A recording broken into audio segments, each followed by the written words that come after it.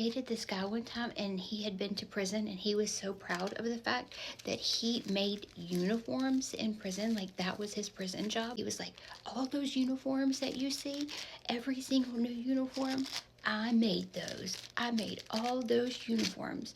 And I was like, dude, that's not a flex. Because you would think, like, I want a brand new uniform. I don't want one of the old busted ones. But it's actually the exact opposite. You want an old worn-in uniform. And the new ones, the elastic was way too tight. And then the legs would be way too long. They were just messed up. And he and I were locked up at the exact same time. So it was him. Like, he was the one making these busted up uniforms. And everybody wore their uniform differently. Like, some people like to wear theirs really, really tight. In fact, I don't even know how they sat down. Me, I like the low rise. I wanted my uniform kind of sitting on my hips. I'm a child of the 90s. But there was this girl, and she wore her uniform so tight. And like, they were like beige, like a tan color. And they were getting thin. Like, you could literally kind of see how they were getting worn, and them things hugged her body. So one day we're in education. I was trying to get my work key certificate, and she was too. And we were just sitting there kind of like listening to the instructor, and I look over and I noticed, like, in between her legs,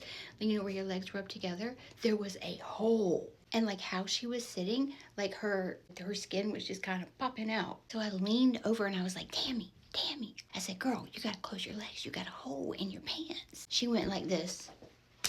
So after class, everybody's walking out, and I noticed that she is walking funny. She's walking like she's trying to keep her legs together. So she's doing like a little penguin shuffle, and it's really obvious. So I went up to her and I said, Tammy, you know you can get a new uniform. Like, you just trade in that one and they'll give you a brand new one. I was like, come with me. We have to walk by property to get back to the building anyway. And she goes, no, please don't tell anybody. And I was like, what? She goes, no, I don't want a new uniform.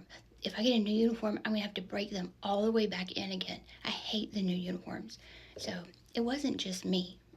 Everybody hated the new uniforms. Plus, sometimes the seams were all wonky, and the letters going down the side, like the SCDC, were all like not centered. So I told the guy, don't tell people that. It's embarrassing. I mean, what kind of loser brags on the fact that he made prison uniforms? Like, not a flex. I ended up marrying him a few months later.